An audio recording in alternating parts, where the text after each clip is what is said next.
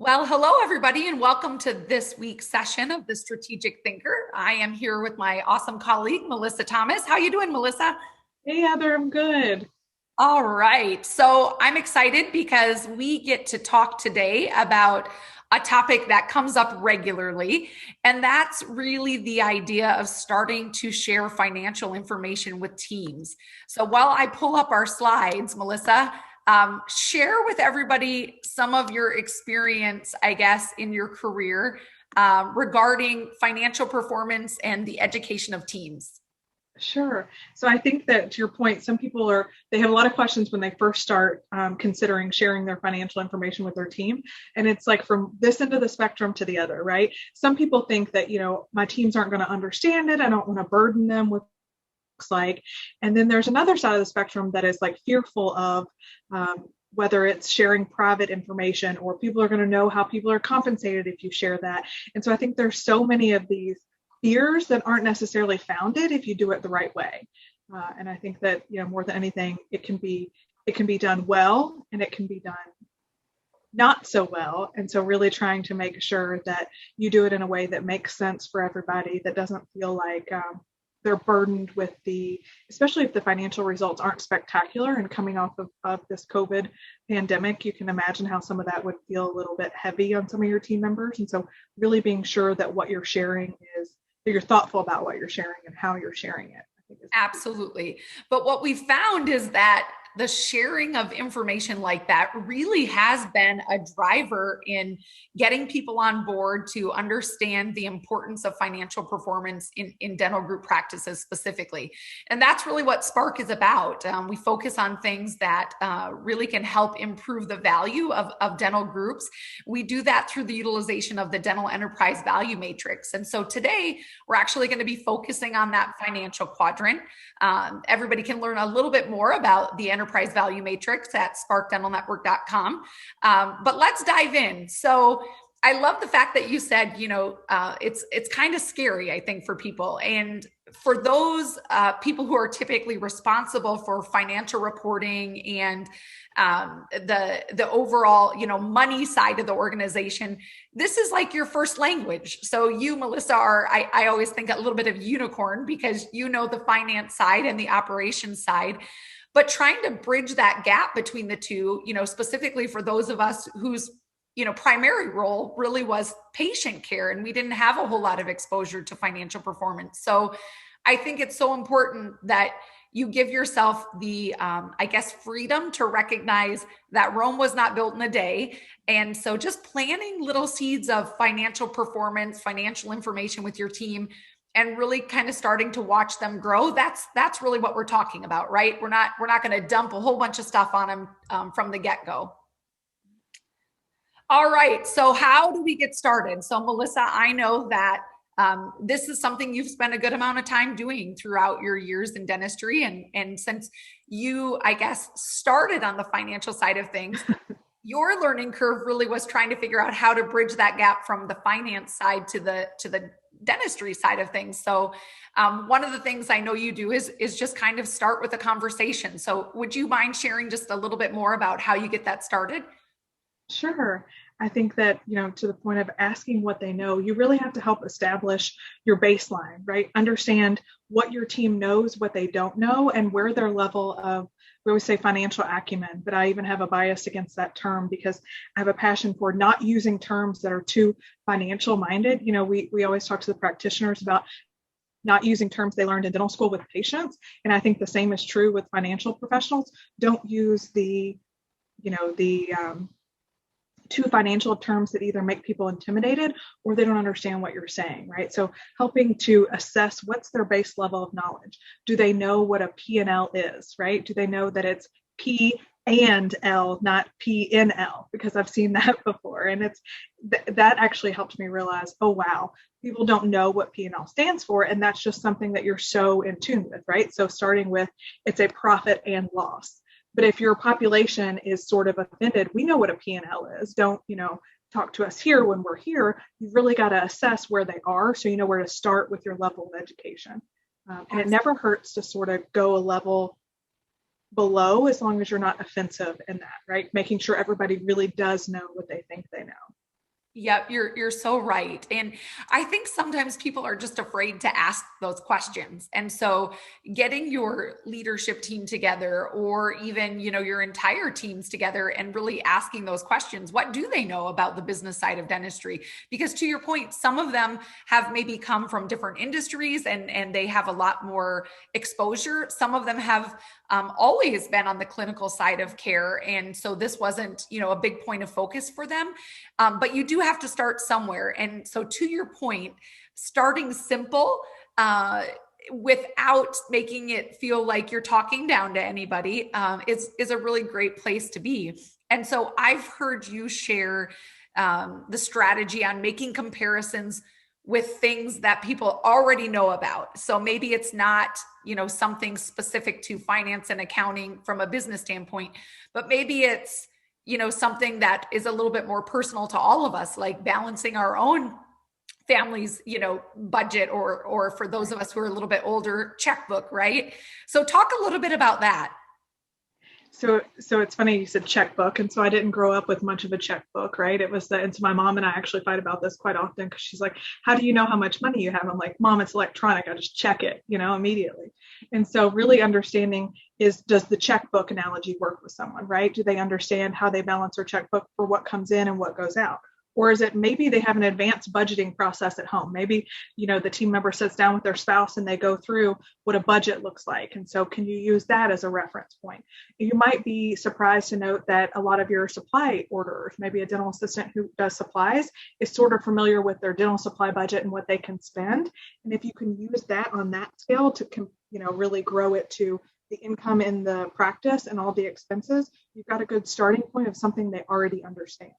And I think that if you go back to the most simple thing, I always like to say a lemonade stand, right? And it seems a little bit childish in nature, but you can use the customers of your lemonade stand for patients. You can talk about the supplies you need, the cups, the lemons, the ice, make sure the ice doesn't melt, and what the income versus your expenses are. If you start with something really simple and then start equating it to something different, it's much easier to grasp. And the simplicity really helps.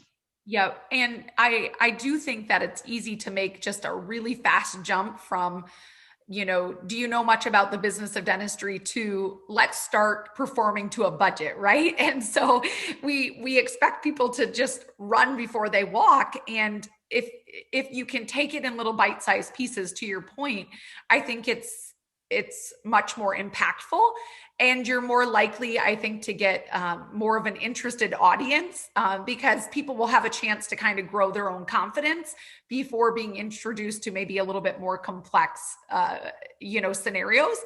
And also taking into consideration everybody's role in the organization, and, the things that they have, influence over, or the things they've had responsibility for, and really just keeping that in mind. And so with that, we talk about kind of speaking in bigger concepts first. So like your lemonade stand, right? And so what this might look like in dentistry is, helping people to understand that, 50 cents of every dollar we collect actually goes to pay for all of our great people, dentists and hygienists and dental assistants and business assistants. And maybe 3% of every dollar we collect goes for our marketing efforts to cover the cost there. And maybe 5% goes to our dental supplies, and really speaking in those broader terms, as opposed to immediately getting down into, well, what percentage of revenue did you, again, using those terms that don't feel as natural, and helping people grasp the concepts first, and then, continuing to kind of whittle away from there. So any additional thoughts on that, Melissa? I think that another thing, when you were talking about the percentage of revenue, I just kept visualizing an Excel spreadsheet.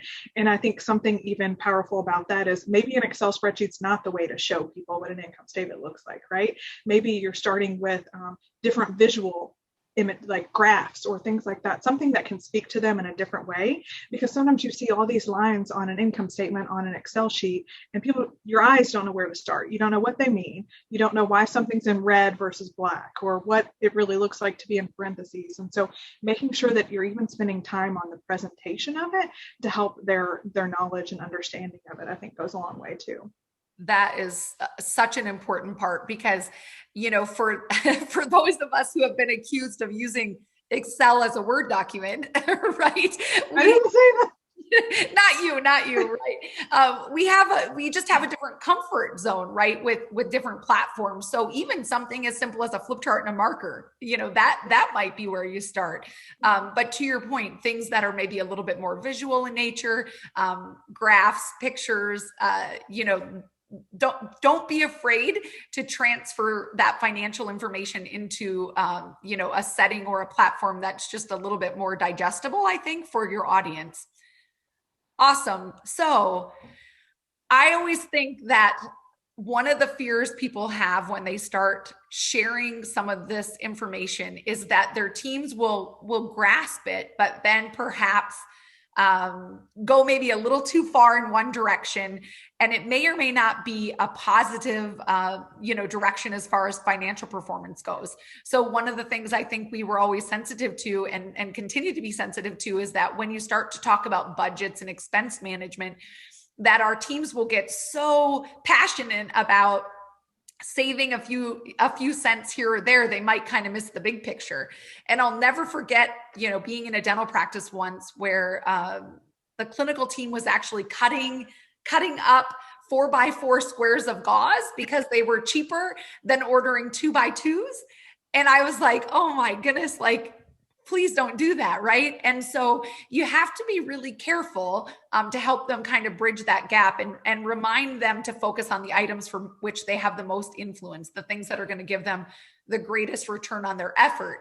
And certainly we know that is patient care, right? Being just a bit more consistent, comprehensive with every patient every time for our patient experience, so that productivity has a level of consistency and collections.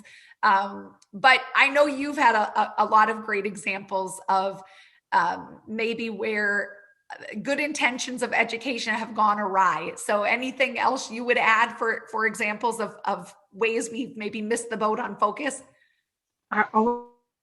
Like penny wise and pound foolish? Is that the saying? I butcher sayings all the time, so it's probably not right, but it is. And I think that it's a good sign because people are trying to grasp. They're trying to take action. They're trying to do something that matters. They just need a little help from you to understand what matters the most. And I think that, even when you look at an income statement, you have one line for revenue and you have 25 lines for expenses. And so I think people immediately go to, okay, there's all these things I can do. Let's make sure we turn the light off in the lab when we're not using it. Let's do this and let's do this. And it's like, yes, but in the grand scheme of things, that's not going to add up to a whole lot.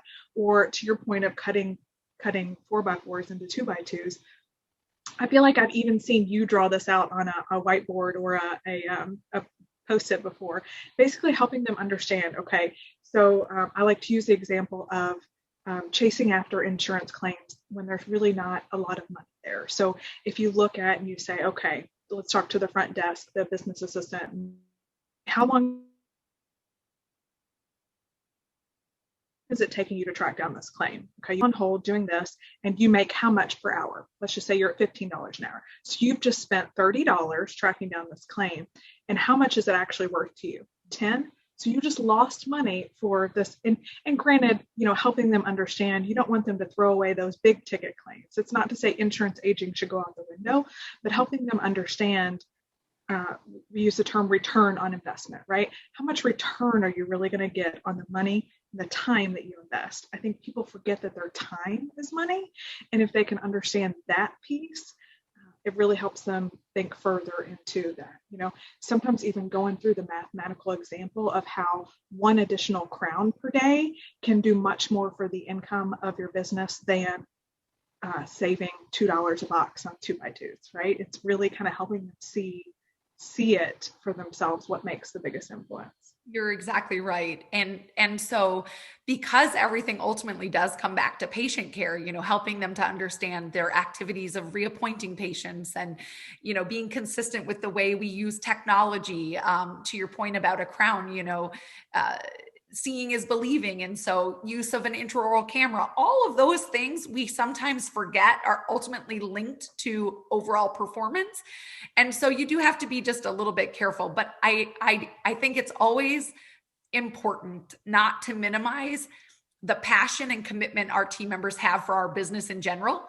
I think sometimes people think, well, they're just going to think we make all this money, and I think it's dangerous to show them. And I honestly have really never found that to be the case. Once they really start to grasp the concepts, they're good stewards of our business. And so the more they know, the more impactful they can be. And that's a really great thing, especially in group practice where you have maybe a little bit smaller margin, and one kind of tweak or idea can have a pretty big impact across an entire organization. So awesome. Well, thanks, Melissa, for joining me today. That is this week's session of the Strategic Thinker, and we will be back next week with another concept from our Enterprise Value Matrix. And in the meantime, if you want to learn more about Spark, we're at sparkdentalnetwork.com. Thanks, Melissa. Thanks, Heather.